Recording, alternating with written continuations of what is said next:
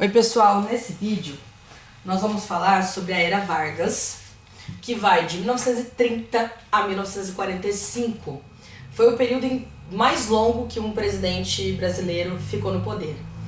Nós vimos no vídeo anterior a Revolução de 1930, ou o movimento de 1930, que levou Getúlio Dornelles Vargas ao poder na política brasileira, a partir de um golpe apoiado inclusive por militares, né, e também com apoio do movimento tenentista, insatisfeito com a república oligárquica, chamada República do Café com Leite, que impedem então que Júlio Prestes, que era o candidato paulista, que tinha sido eleito nas eleições de 1930, assumisse o poder. Tiram o Washington Luiz antes que ele termine o mandato e colocam autoritariamente Getúlio Vargas no poder, inaugurando assim a famosa Era Vargas. Conforme eu comentei inclusive no vídeo de Revolução de 30, a Era Vargas se divide em 3 períodos, que é um governo provisório, que vai de 1930 a 34, um governo constitucional, que vai de 1934 até 1937, e um governo ditatorial, também conhecido como Estado Novo, que vai de 1937, quando Vargas aplica um outro golpe de Estado, até 1945. Uma série de transformações políticas, econômicas e sociais acontece, fazendo com que Vargas seja uma figura extremamente controversa e discutida entre os historiadores até hoje. Provavelmente nesse vídeo eu vou falar sobre o governo provisório e o governo constitucional, e deixo para o próximo o governo ditatorial, que é o Estado Novo, para também não ficar um vídeo tão extenso, tá? Vou abordar os principais aspectos e transformações trazidos por Getúlio Vargas ao Brasil naquele momento, dando um panorama geral, contextualizando a situação política, econômica e os impactos sociais, quais eram as classes que apoiavam Getúlio naquele momento, tá?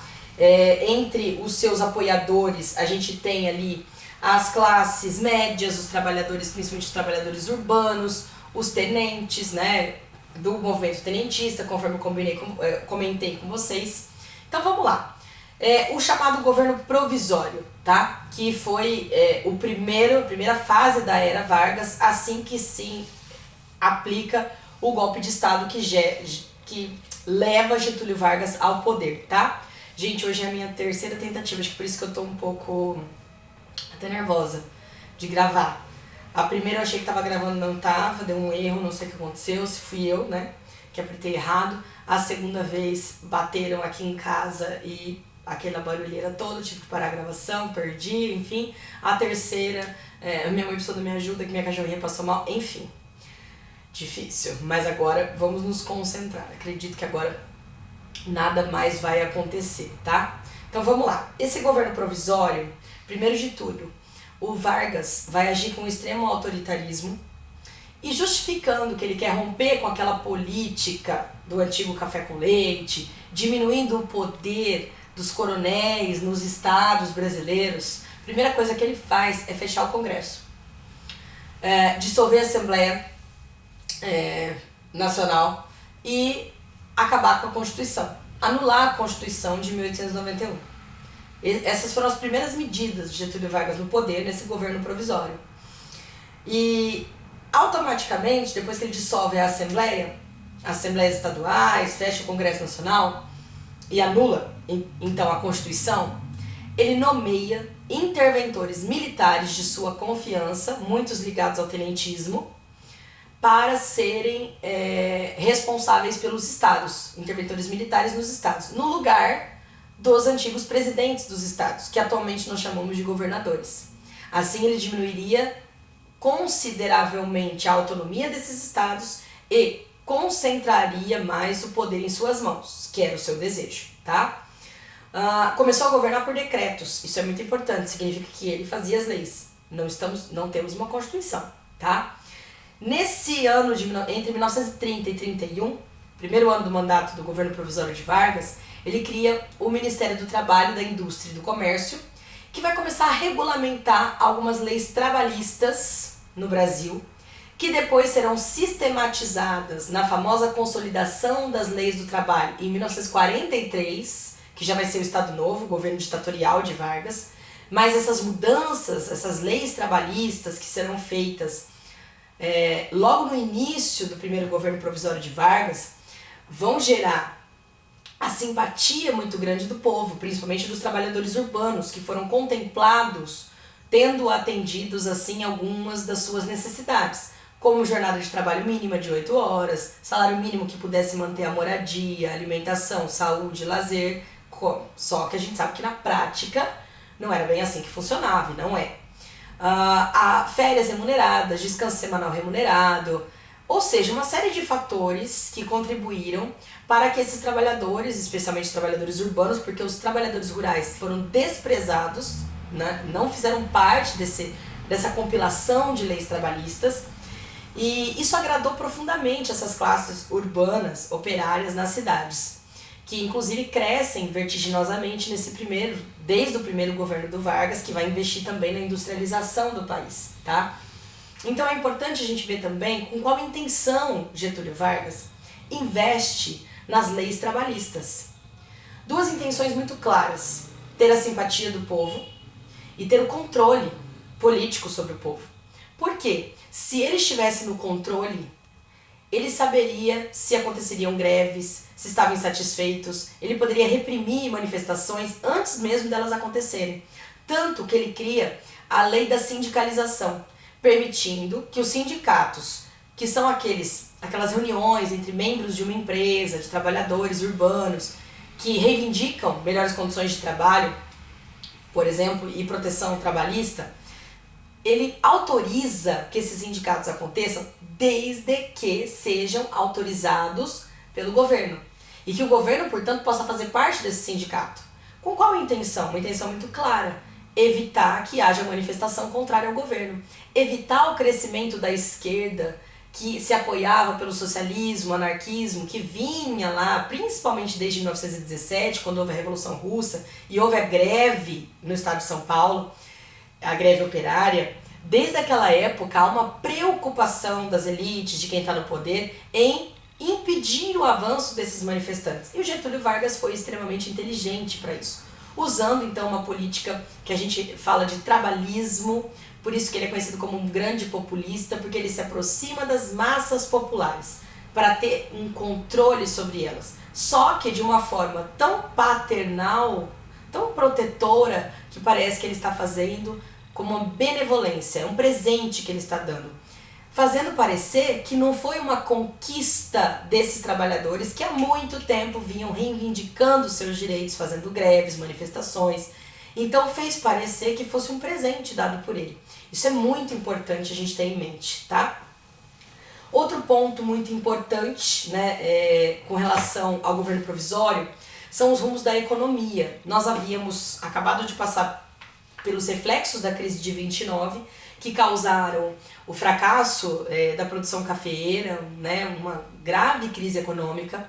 E o que o Vargas faz? Ele não vai abandonar a produção do café, ele vai investir, tanto que ele compra os excedentes, elimina, para valorizar o café novamente como um produto que deveria continuar sendo cultivado no Brasil, mas ele vai também investir na diversificação agrícola do nosso país, inclusive investindo na plantação de cana-de-açúcar, por exemplo, tá?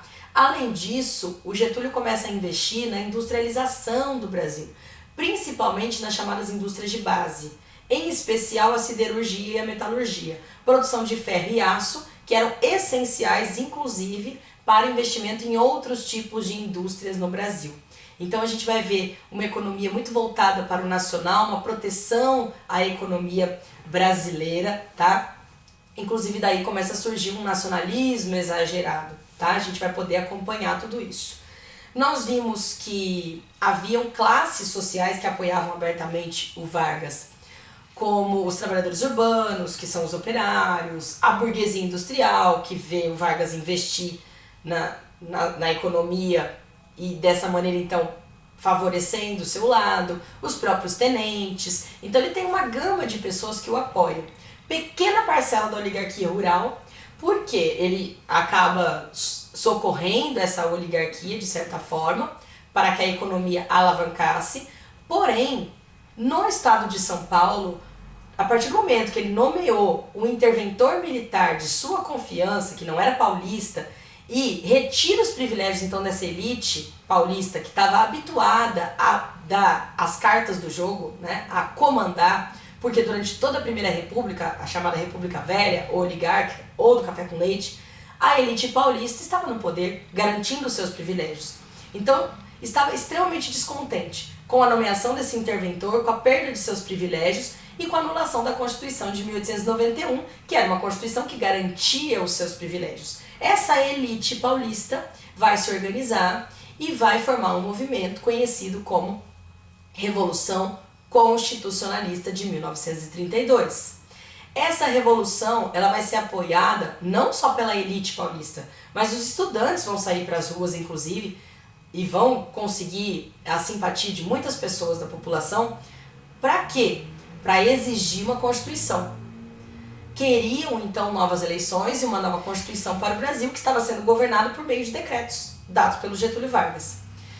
O estado de São Paulo vai viver aproximadamente 3 meses de guerra civil mesmo. As pessoas saem às ruas, formação de barricadas e inclusive as tropas federais de Vargas vão agir com extrema rigidez e violência ao ponto de causar a morte de 4 estudantes que se tornam o lema da Revolução de 32, que eram o Martins, o Miragaia, o Drauzio e o Camargo, que deram então origem ao lema MMDC, que eram as iniciais de seus nomes. Foram 3 meses de guerra, eles convocavam através de cartazes chamando para a manifestação de 32, inclusive com imagens dos bandeirantes paulistas, e foram 3 meses de guerras. Bom, inclusive a produção de algumas indústrias voltadas para esses armamentos e até para proteção, máscaras contra gás, bomba de gás lacrimogêneo, enfim. Uma série de questões durante esses 3 meses. Embora os paulistas tenham sido derrotados na Revolução de 32 pelas tropas federais do Getúlio Vargas, até porque, gente, houve apoio de alguns outros estados, como Mato Grosso, Rio de Janeiro, mas pequenos grupos apoiaram. O estado em si não apoiou o estado de São Paulo. Então eles acabaram ficando sozinhos contra as tropas federais, que eram numericamente superiores. Qual é o problema disso? Embora a Revolução Constitucionalista tenha sido uma derrota para os paulistas, Vargas não tinha interesse como presidente em ter o estado de São Paulo, que era a maior força política e econômica da época, como seu inimigo. Então o que ele faz? Ele se rende a algumas reivindicações, atendendo a pedidos então, né, e coloca uma nova Assembleia Nacional Constituinte em 1933, que vai dar origem à nova Constituição, que vai inaugurar o novo período da Era Vargas, que é o governo constitucional em 1934, tá? Estabelecendo ali algumas modificações. O Vargas foi eleito nessas novas eleições, que foram determinadas, eleições indiretas no primeiro momento, claro, porque o Vargas também tomou todos os cuidados para que ele se mantivesse no poder. A gente vê uma emergência de algumas modificações, inclusive essa Constituição de 34, para a época, em comparação à Constituição de 1891, foi uma Constituição em 34 moderna, que inclusive não agradou muito Vargas, tanto que ela vai durar muito pouco. A gente vai ver por quê, tá? Algumas modificações foram feitas nessa Constituição de 1934, como por exemplo a instituição do voto secreto, que poderia e realmente diminuiu o número de fraudes eleitorais. A instituição do voto feminino, que já tinha sido instituído pelo Código Eleitoral lá em 32, ainda no governo provisório do Vargas, permitindo que as mulheres pudessem votar e serem votadas. Mas isso não é resultado só de uma exigência da nova Constituição, não. É um resultado de lutas, de movimentos feministas que exigiam o direito ao voto. Tá? É importante que a gente lembre disso, que agora a gente não vai focar nisso, tá? Porque a gente precisa falar da Era Vargas e tem uma série de questões pra gente trazer. Um outro ponto, né, muito importante que a gente não pode deixar de falar é que nessa Constituição de 1934 eles criaram o mandato de segurança. E o que isso, o mandato de segurança, o que garantia?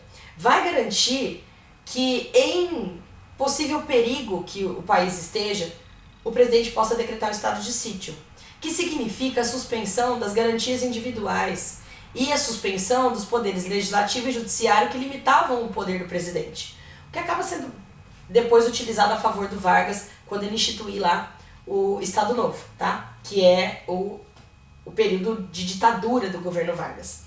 Alguns outros pontos, como o ensino primário obrigatório e gratuito, a partir dessa Constituição de 1934. Então a gente tem algumas modificações. Só lembrando que nem analfabetos e nem mendigos poderiam votar, tá? Então assim, ainda existem algumas restrições. E isso é importante que a gente traga. Assim como a partir de agora, com a Constituição de 1934, que regulamenta as leis trabalhistas, conforme eu comentei com vocês, é que aquele sindicalismo pelego ligado ao Estado, ele é legitimado. Quando o governo de Vargas passa a ter um controle total sobre os sindicatos, mantendo então a população, principalmente a população operária, sob sua guarda, né? Ele tá ali, ó, de olho em tudo.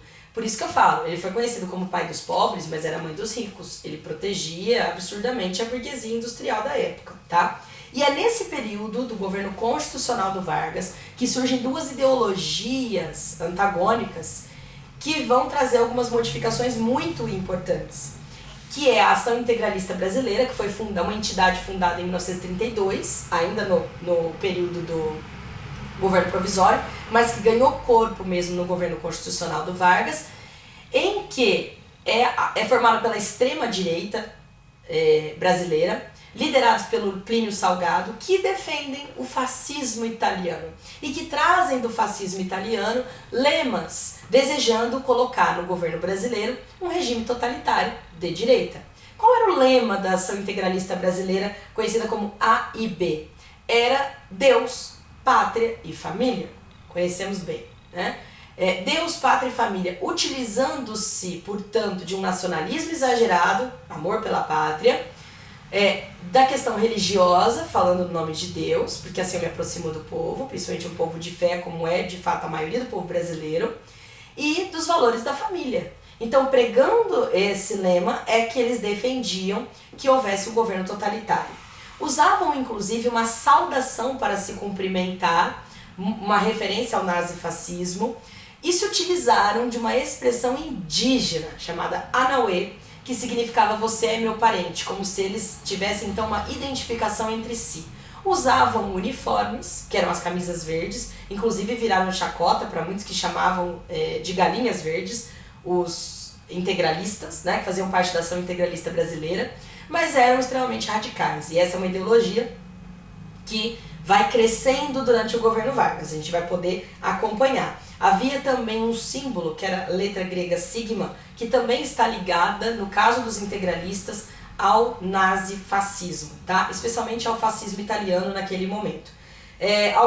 Tem vários significados essa letra grega, tá? Entre eles, eu até coloquei aqui para não esquecer de falar, era uma referência a Deus em grego para alguns, para outros seria a estrela polar no hemisfério sul, que representaria o Brasil. Então tem uma série de significações ali e símbolos emblemáticos dessa ação integralista brasileira. Do outro lado, a gente tem a Aliança Nacional Libertadora, que vai ser principalmente liderada por Luiz Carlos Prestes, que é uma liderança de esquerda, né? Que vai ser pautada principalmente pela busca do operariado, que quer ganhar corpo, ganhar poder. O Luiz Carlos Prestes muitas vezes foi conhecido como Cavaleiro da Esperança no Brasil. Houve um apoio do Partido Comunista Brasileiro à Aliança Nacional Libertadora, que queria a nacionalização das empresas no Brasil, a suspensão do pagamento da dívida externa brasileira, reforma agrária, e trazia como lema então ali a ideia do pão, da terra, da liberdade, tá? Isso é muito importante. Eles queriam um governo popular e democrático, certo? Um ponto muito importante. Quando a Ação Nacional Libertadora vai ganhando corpo no Brasil, especialmente em 1935, o Getúlio Vargas acaba criando problemas e ele percebe que ele tem medo desse avanço socialista, comunista no país. Então o que ele faz? Ele declara que o Partido Comunista Brasileiro e a Ação Nacional Libertadora, a ANL, estão ilegais. Então, eles não podem mais se reunir, a não ser que seja clandestinamente. A partir daí surge a ideia dos membros da Ação Nacional Libertadora de formar um movimento contra o governo de Vargas, que já está se mostrando um governo autoritário, desde o primeiro momento, aliás, né? Isso não foi escondido. Estava sempre na cara, só não vê quem não quer. Que foi o movimento da Intentona Comunista, liderados ali por membros, né, da Aliança Nacional Libertadora, chamando outros estados a participar, só que eles não tiveram tempo de colocar o plano em prática e, inclusive, o Getúlio Vargas vai aproveitar-se desse contexto em que houve a Intentona Comunista, essa tentativa dos comunistas de tirarem Vargas do poder e tomar o poder, para criar um plano falso, um documento falso, que alguns chamam de plano Cohen ou plano Cohen, tá? Para dizer que o comunismo estava ameaçando invadir o Brasil e, em caso de emergência, de ameaça, o presidente deveria tomar uma atitude. Qual é a atitude que ele toma? Decreta estado de sítio e, inclusive, aplica um golpe político inaugurando o Estado Novo no Brasil, que eu vou gravar no próximo vídeo, senão ficam muitas informações num vídeo só. E eu tenho tido muita dificuldade para baixar os vídeos também, tá? Então eu vou desligar esse para poder gravar o próximo vídeo para vocês.